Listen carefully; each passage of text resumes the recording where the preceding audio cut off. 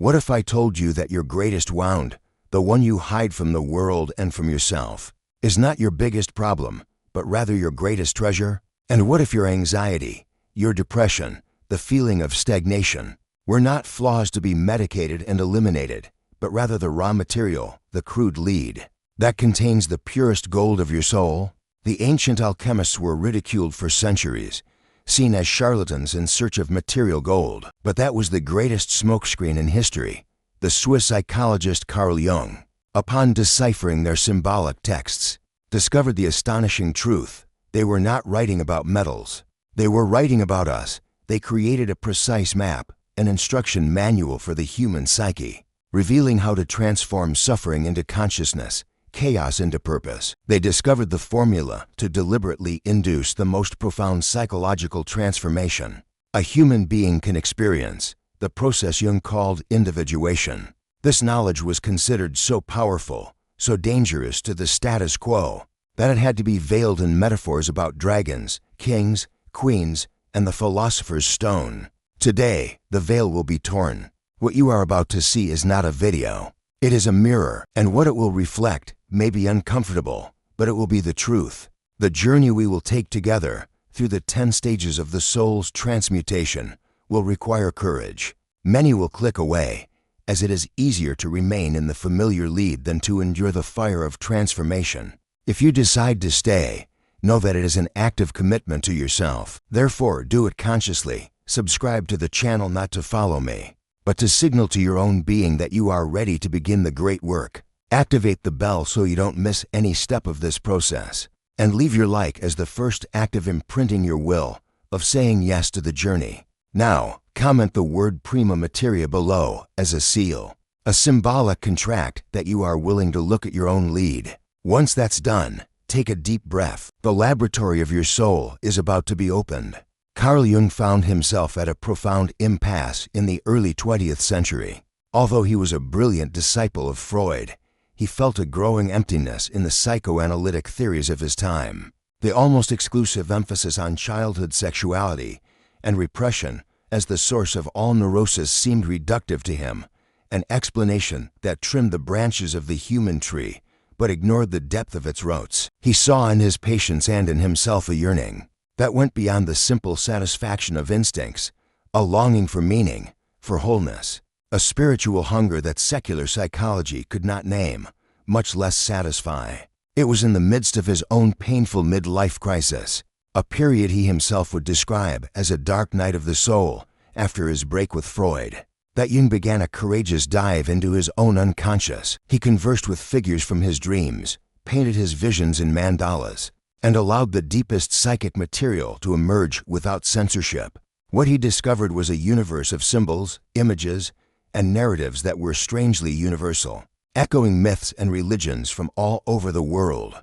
He realized that the psyche was not just a basement of repressed memories, but a living cosmos, inhabited by autonomous forces he called archetypes. It was then, by one of those meaningful coincidences he would later call synchronicity, that a friend sent him a 16th century alchemical text, The Secret of the Golden Flower. As he read those encrypted pages, Jung had an epiphany that would forever change the course of depth psychology. He saw, mirrored in the bizarre language of the alchemists, the dragon that devours itself, the marriage of the king and queen, the stone born of fire and water, an exact parallel to the images, emerging from his own unconscious and the dreams of his patients.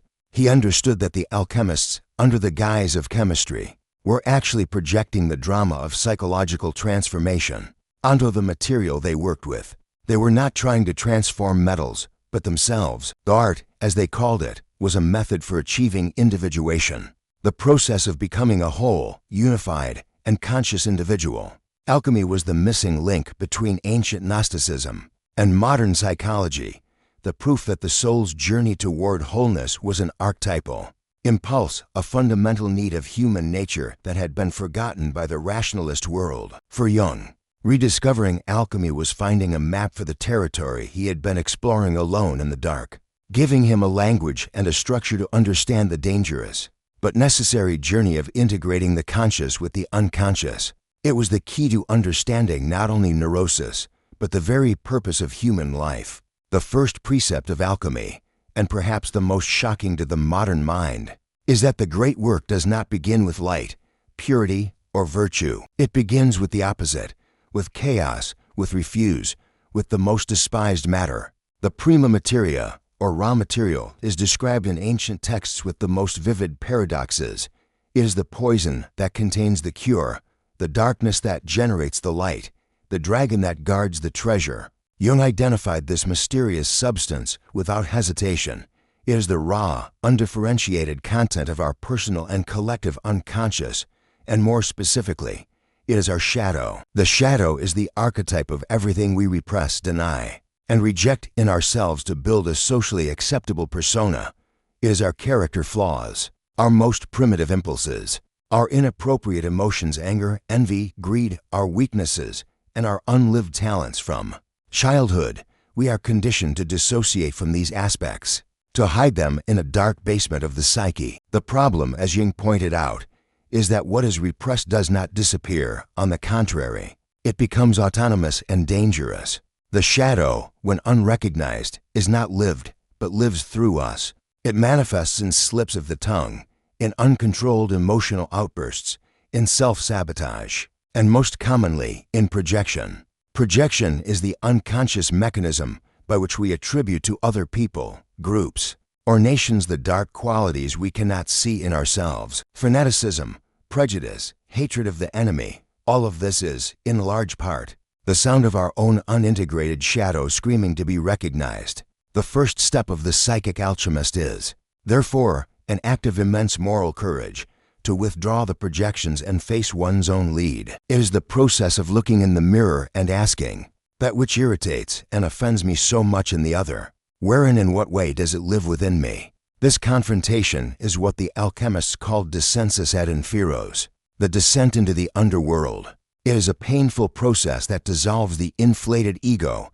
and the idealized self-image, generating a state of chaos and disorientation known as the massa confusa. It is the feeling that the ground has disappeared, that nothing makes sense anymore. Most people flee terrified from this state, seeking distractions or blaming the world for their suffering. The alchemist, however, knows that this chaos is not the end, but the beginning. He understands that the prima materia is the seed of all future potential. Without the confrontation with the shadow, there is no psychic energy for transformation. It is the friction between the conscious and the unconscious, between light and darkness, that generates the fire necessary for the work. Therefore, depression is not just an illness to be eliminated, but an invitation to the depths. Anxiety is not just a disorder, but the energy of something new that wants to be born. Accepting the shadow does not mean giving in to our basest impulses, but rather bringing them into the light of consciousness, dialoguing with them, and integrating them in a mature way. It is recognizing that gold cannot be created from nothing. It must be extracted from the darkest and heaviest ore. Once the alchemist has gathered his prima materia, the chaos of the shadow, he cannot simply let it explode. The energy released by the confrontation with the unconscious is immensely powerful, volatile, and, if not contained, can lead to psychic fragmentation or psychosis. The second crucial element of the work is, therefore, the vas hermeticum, the hermetic vessel. Symbolically, it was the glass container, sealed and fire-resistant, where all the transmutation occurred. The alchemists insisted that the vessel must be one, round, without fissures, as any crack would allow the volatile spirit to escape, and the work would be lost. Psychologically, the hermetic vessel represents the capacity to contain one's own inner experience, to create a safe psychic space to process the painful material that emerges. It is the attitude of introspection, of self-reflection, the ability to endure the tension of opposites without acting impulsively. In practical terms, this vessel can take various forms. The most classic and powerful form is the therapeutic relationship, the analytical setting, with its confidentiality, regularity, and the presence of an analyst who has already traveled parts of this journey, functions as a living container. Within this space, the patient can project their shadow, their parental figures, the transference, and their deepest longings, knowing that the analyst will not retaliate or disintegrate, but will contain these emotions and return them in a way that can be understood and integrated. The analyst themselves must be a strong vessel, capable of withstanding the heat of the transference without breaking the countertransference. Beyond therapy, there are other ways to create the vessel. The practice of meditation, for example, trains the mind to observe thoughts and emotions without identifying with them, creating a space of witness consciousness. Keeping a journal, especially working with dreams, is another powerful way to contain and dialogue with the unconscious. Creativity, painting, music, dance can serve as a container to give form to emotions and archetypal images that would otherwise be overwhelming. The physical body is also a vessel. Practices like yoga or tai chi help to anchor consciousness in the body, preventing dissociation and allowing psychic energy to flow in a contained manner. The failure to build or maintain a hermetic vessel is the cause of many psychological catastrophes. People who explode with anger, who drown in panic attacks, or who act out their darkest impulses are, in alchemical terms, suffering from a broken vessel. The energy of the prima materia overflows and floods the ego. Modern culture, with its focus on extroversion, constant distraction, and instant gratification, actively discourages us from building our inner vessel. We are taught to externalize everything, to blame others, to seek a solution outside of ourselves. Alchemy teaches us the opposite path, the path of containment, of patience, of the slow cooking coccio of our own internal conflicts. It is only within the sealed container that the secret fire of consciousness can heat the raw material and begin the true sequence of transformations that will lead to the creation of gold. Within the hermetic vessel, heated by the slow and constant fire of conscious attention, the prima materia begins to undergo a series of dramatic transformations, marked by changes in color. These colors were not mere chemical indicators, for Jung. They were precise symbols of archetypal stages of the individuation journey. The first and longest phase is the nigredo, the blackness. It is the stage of dissolution and putrefaction. Everything that composed the individual's conscious identity, their ego, their persona, their beliefs, is subjected to a process of disintegration. Psychologically, the nigredo corresponds to the dark night of the soul. It is a period of deep depression, melancholy, loss of meaning, and despair. The individual feels trapped in a dark swamp, confronted with their own mortality, ugliness, and powerlessness. It is the direct confrontation with the shadow in its rawest form. Most people fear this stage above all else and try to avoid it at any cost. However, the alchemist knows that the nigredo is absolutely essential. It is the baptism in darkness, the death of the false self, without which no renewal is possible. One must kill the king, the dominant ego, so that a new and more complete sovereign can emerge. After a long period of cooking in the blackness, if the individual perseveres, a new light begins to emerge. This is the albedo, the whiteness. It is the stage of purification, of washing eblutio. The soul, having been purified by the fire of darkness, emerges clean from its projections and unconscious identifications. Psychologically, the albedo is a moment of clarity, peace, and lucidity. It is like the dawn after a stormy night. The individual begins to see themselves and the world with new eyes, distinguishing what is theirs from what belongs to another. There is a new ability to relate to the unconscious, especially with the figures of the anima in a man and the animus in a woman, no longer as possessive forces, but as partners in dialogue. The albedo is a huge achievement, but it is not yet the end. It is a cold, lunar light, an illumination that still lacks the warmth and passion of embodied life. The next phase, often omitted in later texts, but vital to Jung, is the citrinitas, the yellowing. It symbolizes the rising sun, the emergence of a new consciousness, a wisdom that is not just passive and reflective, but active and radiant.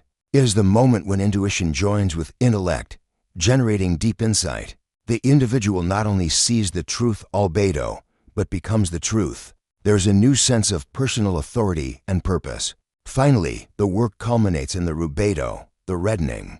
This is the color of blood, of passion, of the body. It is the stage of final reunification. The spirit, purified and enlightened, descends again to unite with matter, with the body, with the world. It is the complete integration of consciousness with instinctual life. The human being is no longer at war with themselves. Consciousness and Unconsciousness, spirit and matter, masculine and feminine. Divine and human, all opposites unite in a sacred marriage, hieros gamos. The rubedo is the embodiment of the self, the creation of the philosopher's stone. The individual becomes fully human, capable of living with passion, compassion, and a deep sense of connection to all existence, the climax of the entire alchemical process, the final goal for which all previous stages prepare the ground, is the coniunctio oppositorum, the conjunction of opposites. This is perhaps the most central and revolutionary idea in Jung's thought, and alchemy provided him with its richest tapestry of symbols. The human psyche, in its natural and undeveloped state, is in a state of conflict, divided against itself. Conscious versus unconscious, thinking versus feeling, intuition versus sensation, masculine versus feminine, light versus darkness. We live in a constant internal civil war, and neurosis is the symptom of this division. The goal of individuation is not to have one side defeat the other as Western culture often preaches, with its emphasis on reason over emotion, on light over darkness, but to unite the opposites in a paradoxical and transcendent synthesis. Alchemy depicted this mystery through powerful images.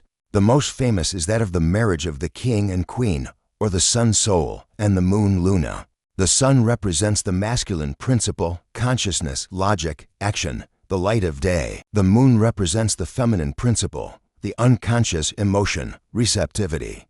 The mystery of the night, in a man.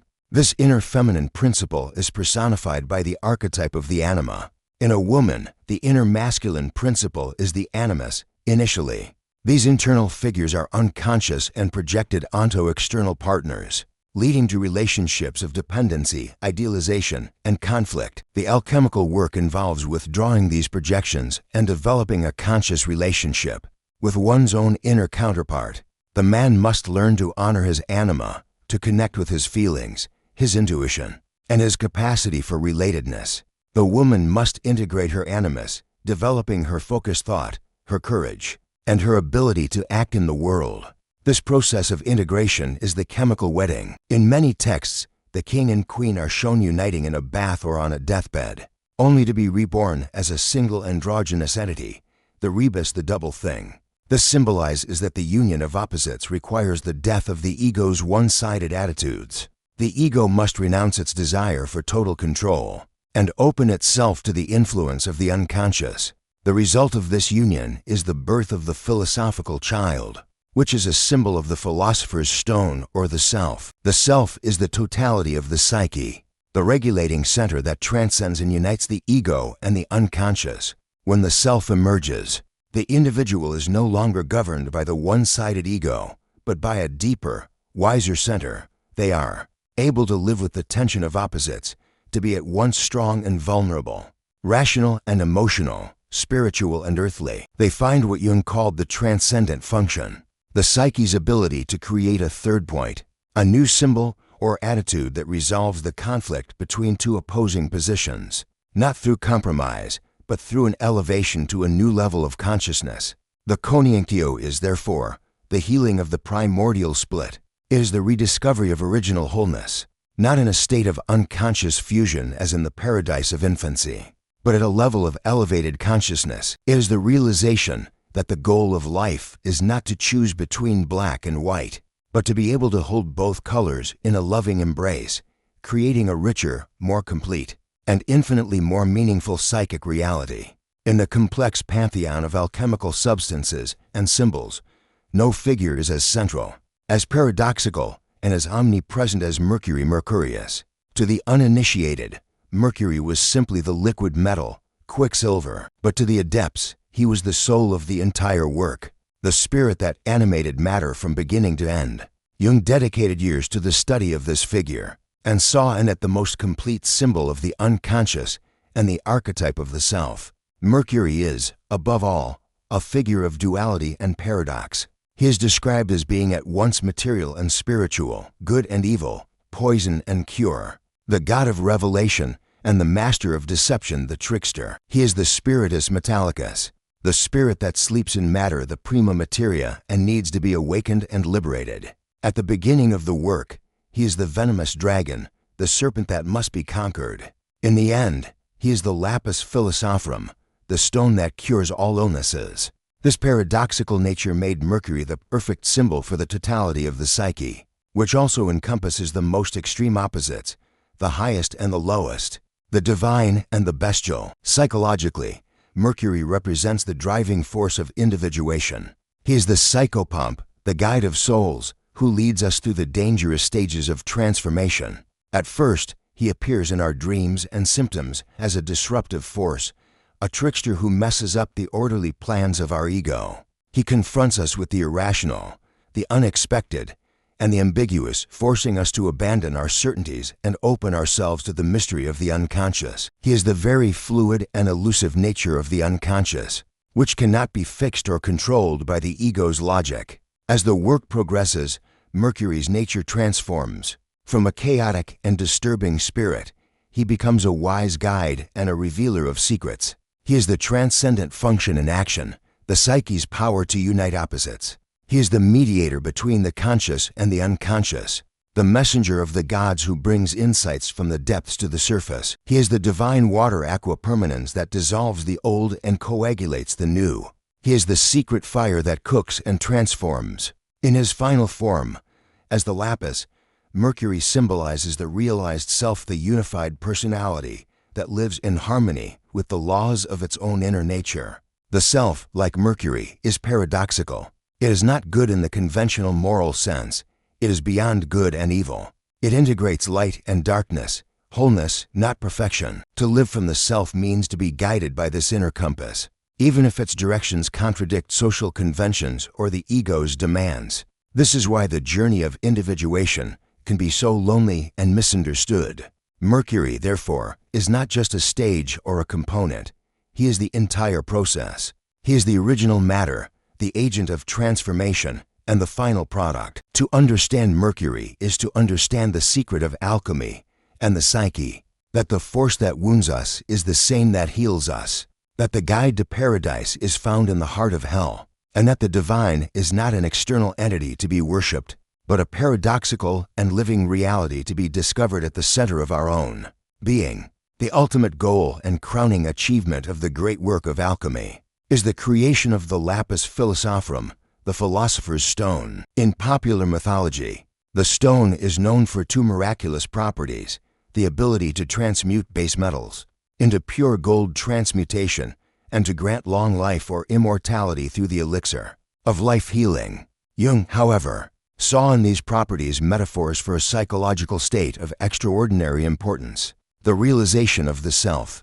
The stone is not an object to be found, but a state of being to be achieved. It is the result of the successful union of all the opposites in the psyche. It is the child born from the marriage of the king and queen, the wholeness that emerges from the integration of the conscious and the unconscious. The self, symbolized by the stone, is the new center of the personality. In a non-individuated state, the psyche is ruled by the ego. The ego is the center of consciousness, but it mistakenly identifies itself with the totality of the psyche, ignoring or repressing the vast territory of the unconscious. This leads to a one-sided, fragile life prone to neurosis. The alchemical process, by confronting the ego with the shadow, the anima animus, and other archetypes, relativizes its authority. The ego learns that it is not the master in its own house. The creation of the lapis means that a new, more comprehensive and stable center has emerged, the self. The ego is not destroyed, but comes to serve this greater center. As a faithful minister serves a wise king, the first property of the stone, transmutation, symbolizes the transformation of the personality. The lead of neurotic complexes, traumas, and negative attitudes is transmuted into the gold of consciousness, wisdom, and purpose. A person who has realized the lapis is no longer a slave to their moods or automatic reactions. They possess an internal tincture, an essence that allows them to face life's challenges not as threats, but as opportunities for greater growth and awareness. They can color their experience with meaning, instead of being discolored by circumstances.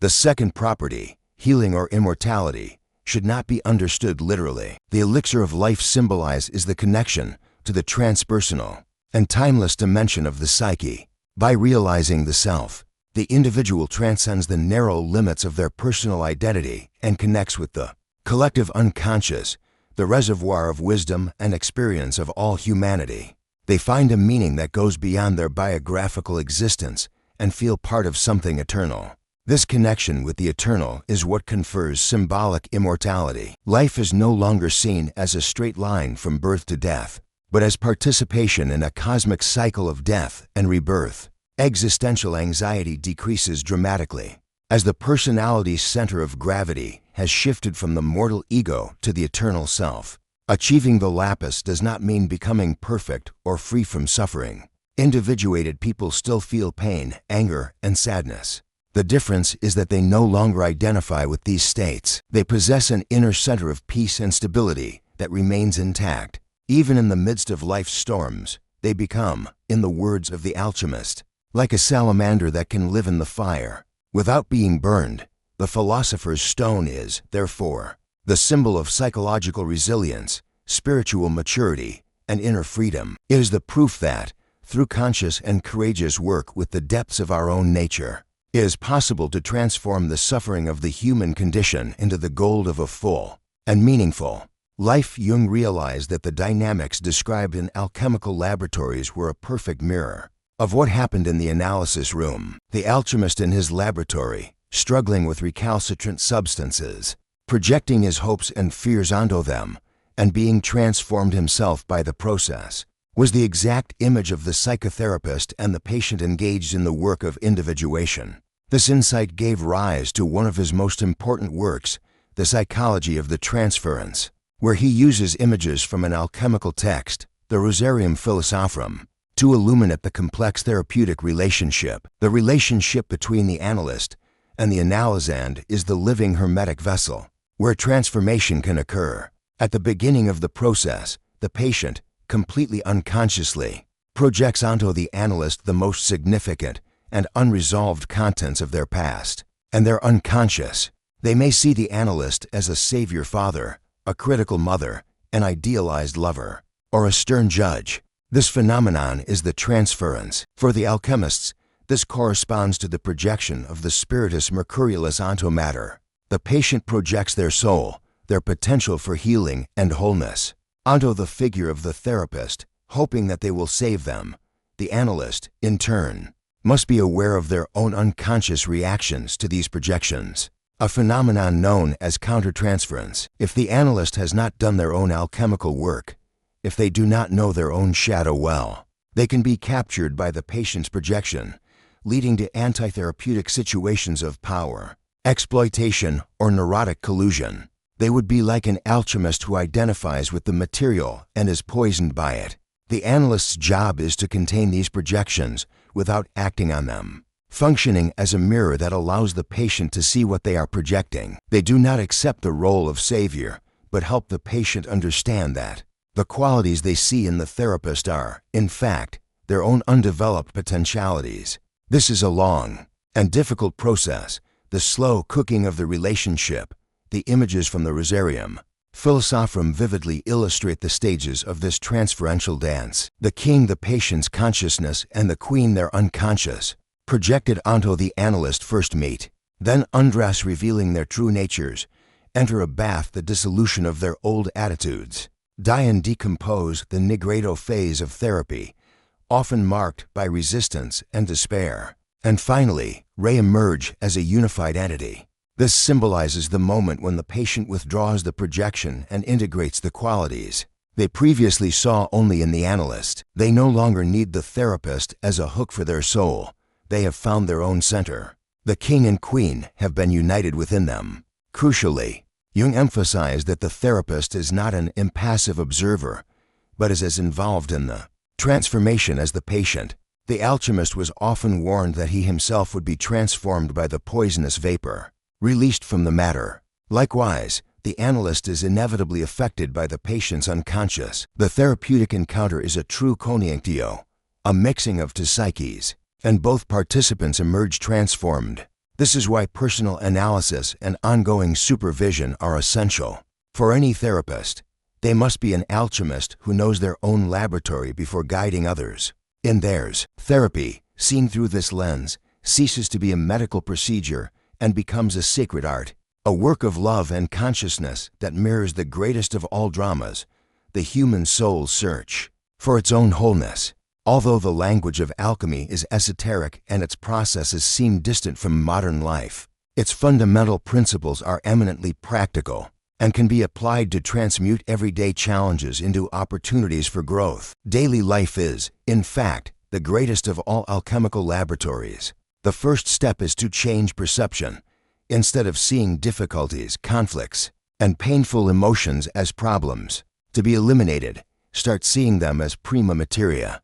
An intense conflict with a co-worker is not just an annoyance, it is a golden opportunity to examine your shadow. What is it about this colleague that irritates you so much? What quality that you might be repressing in yourself are they mirroring? Instead of reacting with anger, you can contain that energy, create the vas hermeticum, and reflect on the projection. This attitude transforms a stressful event into an exercise in self-awareness. A period of creative block or career stagnation is not a sign of failure, but the arrival of the nigredo. The psyche is calling for a period of dissolution, of letting go of old ways of being that no longer serve you.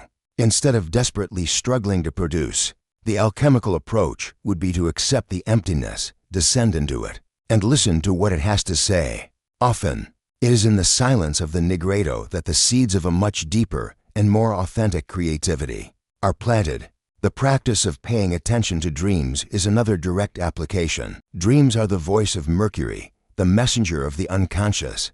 Writing down and reflecting on your dreams is engaging in a continuous dialogue with yourself. A recurring dream, for example, is a clear sign that there is a complex or an aspect of the psyche that demands attention. Working with these symbols is like the alchemist carefully observing the color changes in his vessel. Intimate relationships are the ultimate testing ground for the coniunctio. Every disagreement with a partner is a chance to practice the union of opposites. Instead of trying to win the argument, a one-sided ego attitude, the alchemical goal is to listen to the other's perspective as a partial truth that complements your own.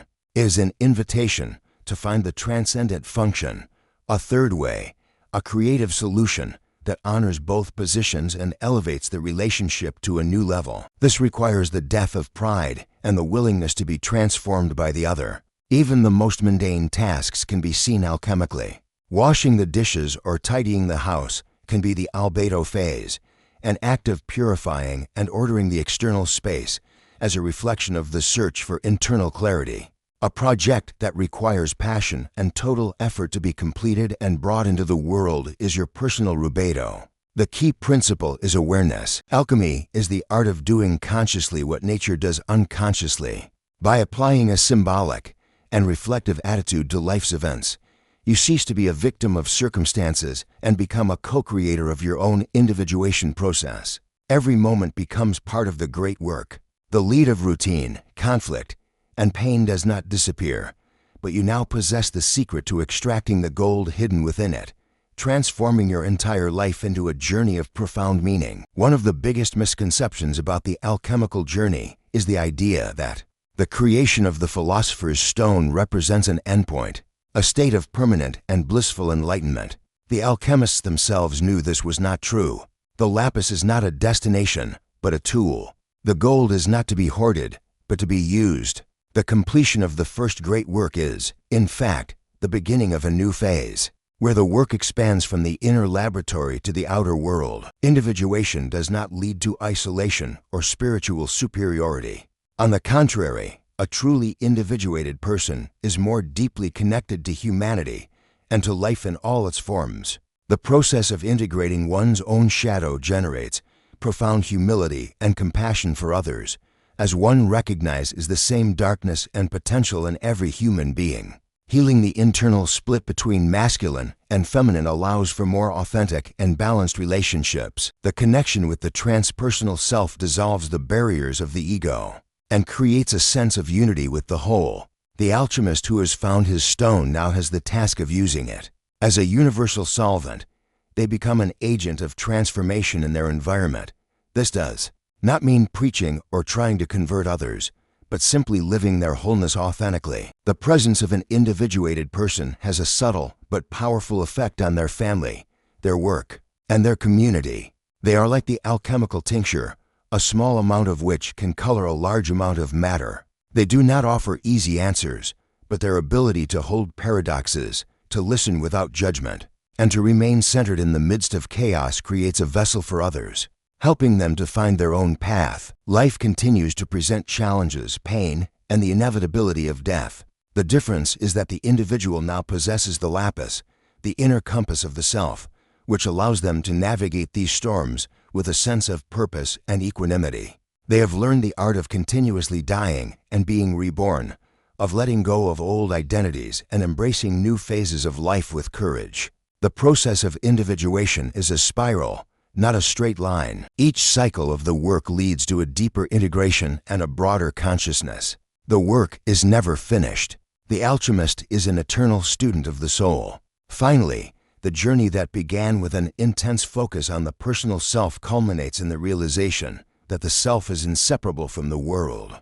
The healing of one's own psyche is a contribution to the healing of the collective unconscious. In an age of fragmentation, polarization, and meaninglessness, the call to individuation is more urgent than ever. Each person who undertakes the courageous journey of transforming their own lead into gold is not just saving themselves, but is helping to rekindle the light of consciousness in the world. The great work is, ultimately, the conscious participation in the ongoing creation and evolution of the cosmos. The gold that is found is not a personal possession, but a gift to be given back to life,